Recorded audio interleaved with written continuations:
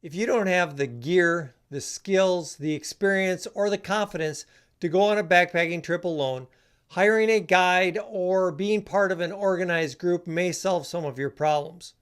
Now, if you do have some backpacking experience, but you're looking at that trip that's a little bit more advanced than you're used to, the extra cost of hiring a guide to plan your trip will make it more enjoyable and safer. In this video, I'm going to talk to a couple of friends who are experienced guides about the benefits of going on a guided backpacking trip.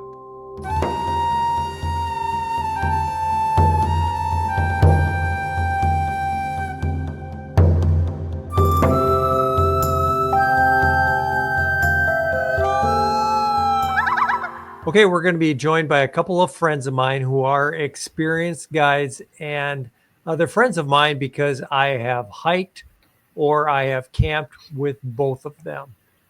They're real good people, and they're a lot of fun and probably pretty entertaining to talk to here. Our first guest is going to be Monica Wade. Monica runs a company called Backpacking and Beyond, and Monica was lucky enough to just move from Minneapolis to the North Shore of Lake Superior. And if you recognize Monica, this fall we did an interesting trip where we both hiked the Kekakabic Trail, which is in northern Minnesota. And if you are unfamiliar, doing a shuttle on the Kekakabic Trail is about a 3-hour trip. So what we did is I met up with Monica. We traded cars. We hiked opposite directions. We swapped keys halfway through. And, we just got in our own cars as we were done with our trip. And our second guest is Nick Gordon. Now, Nick runs a company called Now Outdoors. And I know Nick is based in Wisconsin. I know Nick from going to the Wisconsin Frozen Butt Hang, an event that he organizes. So I'm going to bring them both in. Hey, guys, how's it going? Hey, Jeremy. It's going great. Good. You guys are. Don't be shy today. Be out there, and I know you guys are going to tell us a little bit about your companies. But why don't we start out with? Why don't you guys just tell me how you got into being outdoors and going on backpacking and canoe trips? Why don't we start with you, Nick? Yeah, sure. So as a kid, my grandmother had a cabin up north, and I was able to spend a lot of summers up there paddling, fishing, hiking around, that sort of thing, building big fires and all that. I was also involved in the Scouts as a kid. And then later on in college, I had an opportunity to be a TA for all of the outdoor recreation sport and rec classes. There was an instructor out there who'd been teaching for about 30 years. And I was able to do all of his classes with him and kind of get experience with leading peers out in the woods. So we did backpacking and winter camping, canoeing, survival, all of those sorts of things, outdoor cooking, and so it gave me a chance to kind of lead other people for the first time and also teach. And I really enjoyed that. And I started Now Outdoors when I was still in college, and I went through a phase trying to figure out sort of what kind of outdoor industry I wanted to be a part of. Early on, I did everything from making gear to I did wilderness therapy. I worked for nature centers, a couple different schools. I would do assemblies for elementary schools and adult programs, outdoor cooking, foraging, all sorts of things. But over the years, I kind of found myself continually moving towards that high adventure route, doing bigger trips that are kind of physically challenging and building that, the campfire camaraderie and some of that stuff, getting people out there in more remote places. And so, over the years, I've kind of carved out that career where this will be our 15th year come October. Wow. Awesome. How about you, Monica? How did you get started? Kind of like Nick, when I was a kid, I would steal my brother's tent and set it up in the backyard, and he would always get mad, but I didn't care. My parents didn't mind. They didn't understand it, but they didn't mind if I slept in the tent in the backyard on the weekends, and I did it as much as I could. They also had a little land up north where there was no electricity, nothing like that. So I got a little taste of what it was like to be away from the world in the wilderness in my teen years, which was super good. Moving fast forward to like my early 20s, I moved out to California, and that was the first time that I backpacked, and I got to backpack a little coastal trail to a beach called Wildcat Beach. Had a waterfall going over like the top of the cliff down onto the beach, and we got to camp right there. And that's when I started to realize that there was something out there that I really had no idea was out there, and that maybe I could actually do those things. So then life happens, right? 20s, 30s kind of go by. And in my early 40s, so, 15 years ago, I started to just get back out and hike and started to do state trails and look at maps and just get interested in, all the trails that maybe I've heard about or that I've seen. And from there, it just escalated into some backpacking adventures. Before I did any other backpacking trips, minus the stuff in California when I was younger, I went to Everest Base Camp, and that was when I was like, holy crap, like, what can I do in this world? Like, I can do these things, and I want to do them. And when I came back from that trip, life had changed, and I knew there was going to be a different path for me, and it was super exciting. So, yeah. Awesome. And, I read on your website that you kind of have an interesting story about being in recovery, and maybe if you could talk about that a little bit and a little bit more about your company. Yeah, being in recovery. So being a backpacking guide, I thought I was going to teach people how to backpack, bring them to great exotic locations. But in all reality, guiding backpacking trips is kind of life coaching. And it really intertwines with my recovery work that I've done in the past, 15 to 20 years on learning how to kind of read emotions, read fear in people, kind of dig through maybe personalities that are coming off sideways and kind of figure out what's going on and what they're really afraid of. And watching people grow as I grow through that, that all really came from my recovery program, and kind of learning that basically anything that I kind of go sideways on, more than likely there's something that I'm afraid of somewhere in there, or something that I'm not getting that I want. And so I learned pretty quick on that those skills from my recovery into backpack guiding are really intertwined. And it makes me feel so good when I get to be out with people and I get to watch them transform and be empowered by the trail, and by just being out there, and people like me having faith that they can do things that they think maybe they can't do. Yeah, I mean, that's the part of guiding that I don't think that I would ever be able to do, is just the coaching and being patient with people that I know both of you are really good at doing. Nick, maybe you could tell us a little bit more about Now Outdoors and the type of trips that you offer.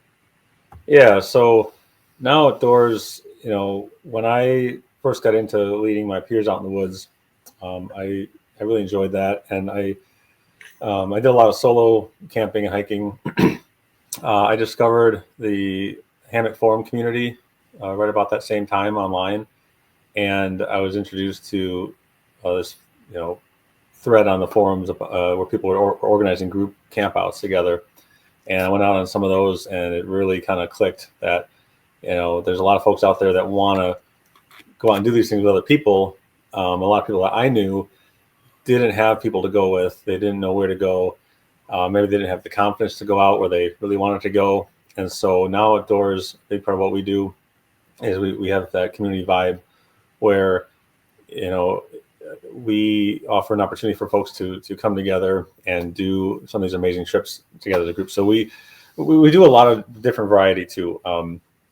We give people the skills, knowledge, and confidence to be able to pursue their outdoor interests on their own as well. So let's say that you've never backpacked before. You can do one of our beginner backpacking trips, and you are going to learn a ton of camping skills, but also logistics, and you'll learn how to access, like the Ice Age Trail, for example. You'll learn how to access different places on your own and be able to do this thing on your own. It's not so much of a once a summer vacation type of trip. It's it's a challenge, but it's also a lot of skill building. And then we do a variety, beginner, intermediate to very advanced trips. We do international trips. We actually were at Everest Base Camp again this past fall. We do trips to Peru, Canada. We've been in the Amazon jungle, kind of all over the place. So a lot of variety. So people with now outdoors, people can find something any time of year, and we do have a lot of variety. So whatever level you're at, you can check out the website and find something that might be a good fit for you. But we also get people that come back again and again and again because of that community side of it. And so like right now, we've got a trip to Kilimanjaro coming up in August, and I think every single person right now registered has been on a bunch of local trips, and some of them were beginners maybe 2-3 years ago, but they've come back on 3, 4, 5, 10 trips, and they've met so many people. They've got sort of this community now that's formed, and sometimes they go off and do their own things, and they'll text me photos from where they're at, or sometimes they come back with us and do something new to kind of challenge themselves. So we have a lot of variety, and we love getting people out there to kind of learn and grow and and work on their outdoor pursuits. Yeah. Monica, why don't you tell us about some of the trips that you guys offer? All your trips sound great, Nick. We're not quite there internationally. We are running 3 trips for 2025 right now. One of our staple trips is the Grand Canyon. We do the rim to rim route, north to south, also south to north. We also have done the Hermit's Rest route with a group. We also, this year for the first time, are offering Yosemite National Park, which I'm super excited about. I've been out scouting, and I've found a couple really stealth campsites that the group is going to get to camp on. One including that East Quarter Dome, which is like right overlooking Half Dome, and it's just spectacular. Super excited about that trip. We are sold out for both of our trips this year, the bigger trips. I am also running a Superior hiking trail trip in June. That one hasn't been released yet. We release on Monday, February 17th. That's a 5-day trip up on the SHT, and that's kind of where our beginners can kind of step in. The Grand Canyon and Yosemite are also okay for beginners, as long as you're willing to do the training, put in the time, and work with us as a team to make sure that you're prepared. That's our 3 trips for this year. And we also do a winter trip normally up on the North Shore, which we snowshoe the frozen waterfalls. So that's a little bit of a different trip that we also offer. And also we like to get those, we're starting to get in some day trips just to get to know some of the people that are day hikers and try to inspire them to maybe step up and kind of show them what backpacking's like. So this year I'm going to offer a 1-day hike on the SHT where we shuttle up to the end, and they actually do a section of the trail and then camp at campground at the end, and just kind of to get people an idea of what it would look like for a day like on the SHT. So we're excited to kind of do some of that activity and get some more day hiking adventures into the itinerary. If I could add something real quick, you made a really good point about having some time to kind of meet folks that are interested in trying something big. Before the pandemic, for a long time, we would do a lot of social events too, kind of very local, day hikes, or like bonfire socials, potlucks, and stuff like that. And that was a really cool way to get people together, especially folks that maybe have never done a guided trip. But it was a really cool way to bring the community together, because anybody can go, to a campfire and just hang out. And then you got backpackers in there talking about trips, and got people excited. So that was always kind of fun, and we haven't really done a whole lot of that since.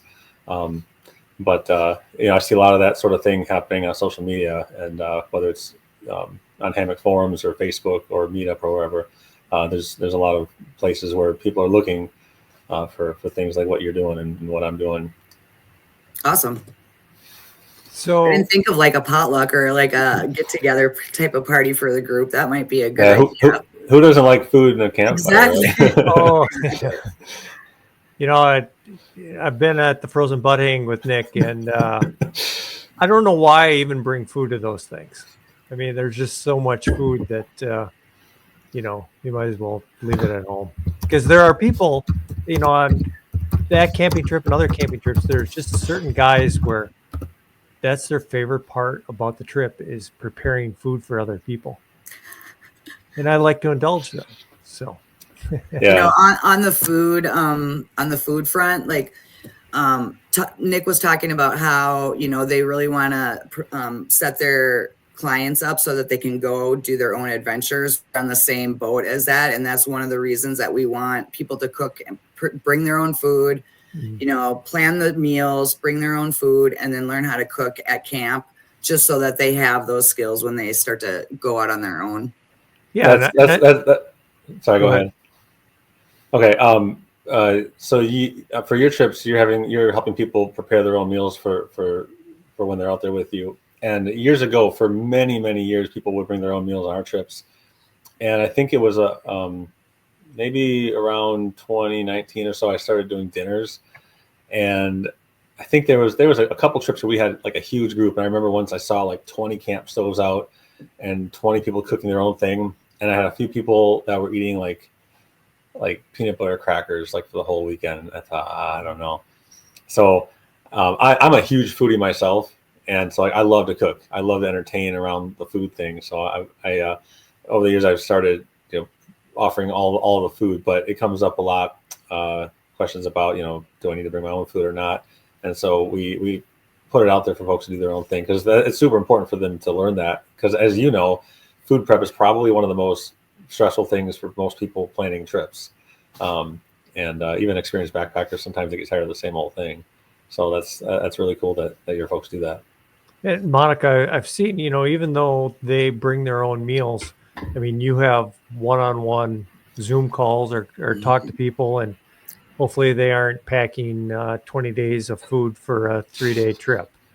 Yeah, so that's a hard one. That's a hard one. A gal that's been a returning client is coming on to Yosemite, and I reminded her that she is not allowed to bring any condiments. She can't bring 50 packs of ketchup, right? Because people just don't get it, and they don't get the mashed potatoes. Like you think you might want to eat 4 servings of mashed potatoes every night for 5 nights, but trust me, you don't. You don't. You're going to end up eating candy for the last day. So working with that is hard because it's also touchy. People don't want to go without. You also, as a guy, don't want to pull too much food away from them and then have them be hungry, right? So there's a fine line. We try to keep them weight like specific per day for food. We've done a little bit of a change up this year on using more of a lighter pack setup, and where they have to really dial in every kind of weight that they have. And so we're going to see how that goes. See if we can lighten up the loads and the food load a little bit. At the end of the day, we hang up our food, and some clients, like you said, would bring, you know, tons and tons. I mean, I've had people with, you know, 5 pounds of gorp in a gallon Ziploc bag. So over the years, we now put, you know, for snacks, we limit you to, you know, 1 quart Ziploc bag, period, for the weekend. Like that's all you're, you know, and most folks still don't go through it all. Right. But yeah, people love to pack the extra food. Yeah. So I think it's kind of obvious why newbies would go on a guided backpacking trip to kind of learn and to kind of get that confidence. I'm kind of a cheapskate. So if there are guys like me, probably the guys that watch my channel, have some backpacking experience. And, you know, I think the benefit of going on a guided trip for a person like me is, you know, doing a Kilimanjaro or going to some of those other out-of-state locations where maybe you don't have the confidence or the experience to plan a trip like that. It's worth the money to hire someone like you guys. So, I mean, obviously you guys don't work for free. Maybe if you can talk a little bit about that. Sure. When you are hiring a guide, you know, fishing guide, dog sled, backpacking, you know, you're hiring someone for their expert leadership. You know, for an outdoors, it's people come to us because of expert leadership, safety. It's a, you know, all-inclusive, hassle-free sort of experience. You know, people have their own gear, but we've got all the group gear. And if they are total beginners and they don't have anything, we can help them with everything. If they want to build skills, they can come with us. And you know, for outdoors, we like to have, you know, the best gear, the best food, and all the logistics really fine-tuned over time. And so we do have a lot of beginners, you know, coming out to do trips. But for the more advanced folks that already are backpacking, right, they know how to get out there and hike the trail and do that sort of thing. But I feel like when somebody is with backpacking, for example, when you get really skilled and good at that thing, you've got your system, a good way to challenge yourself is to change the elevation the temperature of the environment. So like, here in Wisconsin, Minnesota, we've got the northern forests. We've got a lot of water around. If somebody around here wants to challenge themselves, maybe they go to, do a rim to rim, hike out the Southwest somewhere, or you go up to the frozen north. I'm leaving on Friday. I'm heading up to Canada for a trip. It's, going to be double digits, negative temperatures, snowshoeing in butt deep snow. And so for somebody that maybe they like winter camping and they've done it at the frozen butt hang and they do it here in Wisconsin, but they want to do maybe a week-long or 2-week expedition towards the Arctic Ocean, they can come with me, and I've got all the logistics and everything sorted out. So they've got the background to be comfortable in the cold, so they can focus on the adventure part of it. If they were a beginner, taking them on a big trip like that would be just a lot of new things that could be overwhelming. But if you already are comfortable in a certain space, then maybe changing up the environment or making it a longer trip could be something worth hiring a guide to help you do. Yeah, all the things that Nick said, like all those things are so important. Safety for me, not realizing before I was a guide how many injuries actually happen on the trail. Just that aspect of it alone, I think, is really attractive to people. For the beginners, having other, beginners to learn with is great. With us, you had mentioned our Zoom calls. We kind of pride ourselves on being able to be available so that if the beginners have questions, we can feed them information. And also in that conversation and communication, we can start to feel out where their fears are coming from and maybe why they're so anxious. So we really, try to be connected with the new backpacker so that they feel comfortable. And that is why they will want to come back to our trips after, because then they get to know us as guides. They trust us as guides.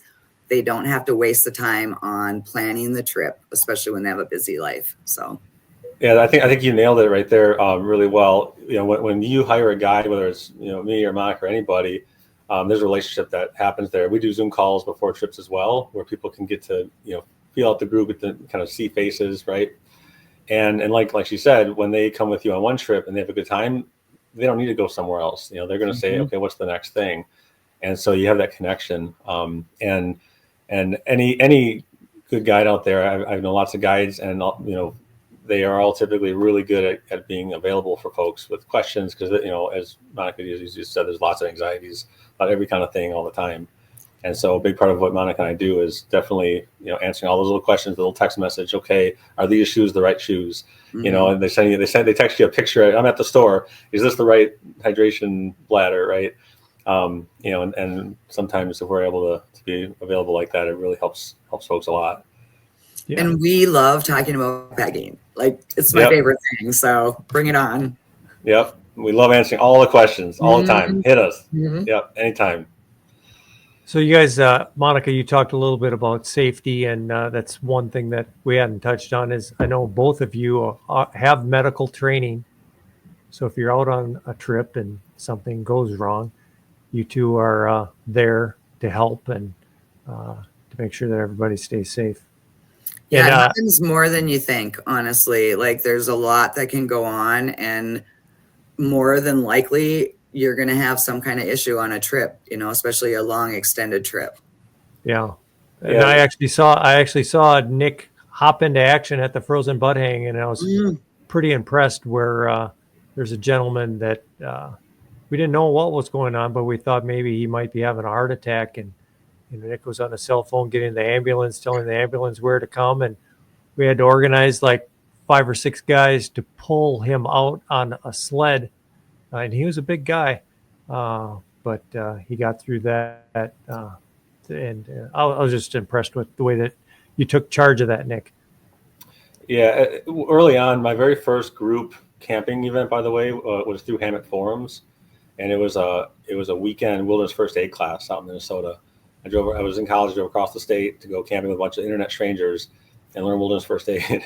And on that trip, I specifically remember telling some of the folks on that trip, this is what I want to do for the rest of my life. This is it. And as my trips got bigger, I think 2017 was our first international trip to Nepal. As the trips got bigger, I went after higher levels of medical training. So I'm currently a wilderness EMT, and I teach wilderness first aid for the Solo School of Wilderness Medicine. I also teach for AHA. And so we offer some of that training locally here in Wisconsin for folks that need it. But being able to teach that stuff helps me stay fresh in it all the time. Stuff does happen, and Monica will tell you too that it's usually little things that people kind of don't tell you. Someone's got a hot spot on their foot, they don't want to tell you about it, and now you get to camp 4 hours later and it's really bad. But yeah, stuff can happen, and that gentleman at the frozen butt hang, that was 30 below zero, and the ambulance couldn't get to us. We hiked him out about a mile. Things can happen, and what's cool though also with that particular situation is we had a mix of people that were interested and willing to help. We had another doctor out there, an ER doctor, and we had other folks that were wilderness trained who were very comfortable to step up and say, all right, we can help this guy and we know what to do. His situation, he couldn't lie down. It was a congestive heart failure sort of thing, so he was having trouble breathing and chest pain, so he had to sit up in the sled. And if you weren't aware of how that sort of works, he had fluid in the lungs, and so just knowing that he needs to sit up as we hike him out changed how we got him in the sled to do the operation. And so people that spend a lot of time out in the woods, but solo or with groups, it's a skill worth having is some wilderness first aid. So let's talk a little bit more. We talked a little bit earlier about different personalities and kind of being a coach and a counselor. And, when people come on your trips, they are in a group. Maybe we can talk about what the group sizes are and, the different group dynamics of maybe there's a personality conflict or, that one person maybe can't finish the trip. How do you guys deal with that? Maybe we can start with Monica. Excuse me. I think it's a learning experience every time. We've had some challenges, and we this year are making some adjustments. It's kind of crazy because I guide with another gal named Laura. Our personalities are a little bit different, right? I'm a little bit more forceful, a little bit more straightforward. She's got that little bit more of the sensitive, softer side. We've learned where I don't remember now. I just lost my train of thought on the question. No, but how do you guys deal with the conflict, or if there is somebody that can't finish? Sorry about that. Yeah, so I've learned that they're going to go to her before they come to me.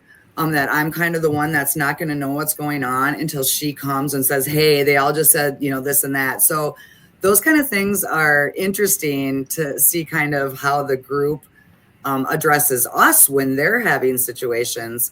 One thing that we've learned in the last couple of years is that speed and the way people hike and how they hike on trail is a challenge. We used to be really open with that.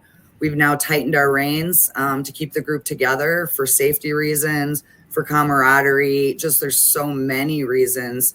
And that's how people get to know somebody different on the trail, right? They get to mix and match. And that's where the magic happens, is when you're talking to somebody who you'd never meet in the world, more than likely, or, become friends with, but you're on this trip and you spend a day hiking out of the Grand Canyon. Things come out. You get to talk about life's experiences, and watching the relationships that are made is really, really important for me. I love just at the end of the trip, just reminiscing about kind of the changes in the group.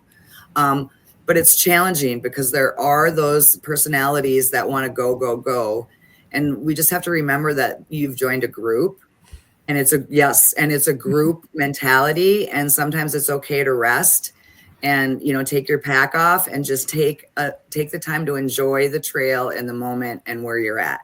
So 2025 is going to be a really powerful work towards that for us. Like, we're going to put a lot of energy towards working on that and how the guides can really help with that experience on trail. Sure. What about you, Nick? How do you deal with it? Yep. I mean, that's a constant struggle. I really believe that it is just as challenging for a fast hiker to walk slower as it is for a slower hiker to walk faster. It is what it is. And, but that said, nobody wants to be at the tail end of a group. So I always have a colleague, assistant guide with me that's taking up the tail end, or it's myself. So nobody will ever be the last in line. But yeah, it is mentally draining if you got someone that's always kind of struggling, 10 minutes behind, 15 minutes behind. And when that front group takes a break to wait, then the person catches up, and now front group wants to go. Yeah, and it's always a challenge. And I think something that we're always trying to do a better job at is helping people with sort of self-assessment, making sure that they understand the expectations, so years ago, my beginner backpacking trips were super short, 5 miles or less, a day. Sometimes actually some weekends it was no more than 6 or 7 miles. Now we're doing probably 14, 15. But it's taken a long time to figure out the route that I want to do, and sort of the water situation and the temperature, time of year, to make that longer trip happen, to give people the confidence that, like if they're driving so far for a trip, I don't want to make it this little short thing. Yeah. Cover some ground, but it has to be in a way that they can do it. And so it is a challenge. And so I try to be really clear with folks that, you are going to have a pack, and it's going to weigh about this much. And, what we do, pack shakedowns at the start of a hike like that, of a beginner hike. But over the years, we've had some people that weren't able or confident to continue on. And so, we've helped them to choose something different. But yeah, it is really tough. And with group dynamics, we get all kinds of people. I get folks, I get college students up to folks in their 70s who have, who could also be beginners. We get, I had a gal from Ethiopia at a beginner winter hot tent camping trip, and it happened to be 40 below and 27 below on the 2 days of that trip. So, I had a couple from Jamaica come out to our winter workshop, and I've had people from Russia and people from, Costa Rica. I had a guy in Costa Rica on the Boundary Water trip last winter, from the photo behind me here. He had never walked on a lake before. So that, as you mentioned, anxieties are coming all of different styles. But yeah, the group dynamics and getting people on the same page is so important. And so just as a guide, we're really clear about what the goals are for the day. We're going to get from here to there. And we're going to, some people like to know tons of detailed information, and some people, could be like, yeah, whatever, just point the direction, tell me what time lunch is, and they don't really care. So it's a constant battle. And like Monica and I do our Zoom calls, that's a really good way for us to kind of also do some assessment with that. So. Okay. Well, let's kind of wrap up here a little bit. I want to give each of you another chance. If there's anything else that we should know about going on a guided trip, or anything else that we haven't covered about your companies, maybe you can go first, Nick. Sure. If somebody's considering to do a guided trip, say with an outdoors, if you are looking to learn a new skill, maybe you've never camped or hiked, or you want to learn land navigation or wilderness first aid, or if you're looking to learn skills, we've got workshops, we've got classes for that on the calendar. If you already do the camp thing and the hike thing and the backpacking and paddling thing, and you want to either find new people, make new friends, try new places, push your limits, we've got our different variety of types of trips for that, from beginner to international and advanced trips. And so depending on what people are looking for, just our sheer variety over the course of a year, I think has a lot to offer. If you're looking for a adventurous backpacking trip and you're a new backpacker, take a look at our website, see what we offer. We are there to help you from end to end, especially if you're a new backpacker. We're going to work with you on purchasing gear, on how to cook, how to prepare your gear on trail, how to plan for food, how to plan all of the stuff that has to do with the backpacking adventure. We're going to take care of for you. And we're also going to be there for a personal support, teaching you how to walk through challenging situations with a group and with a heavy bag on your back. Awesome. So I encourage everyone to go check out both of their websites, Now Outdoors and Backpacking and Beyond. And the one thing that I noticed when I looked at their websites is, while you're both guides, you offer very different trips, different types of trips. So I think that everybody would have a great variety between the two of you for some great trips. So after you check out both of their websites, this is where I put in all the plugs. Go ahead and hit subscribe, punch that bell notification, check out Midwest Backpacker on Instagram and on Facebook. Hey, do you guys have any other socials they should check out? Like Instagram, Facebook? Yep, Instagram, Facebook, Backpacking Beyond. Yeah, they can find me on Facebook, Now Outdoors, Facebook, Instagram, and Twitter. Awesome. And I will put links to their websites and all their socials in the description below. Hey, thanks guys for joining me here on the video. And I know that I will see both of you out on the trail. Thanks, John. Bye. Bye. Bye.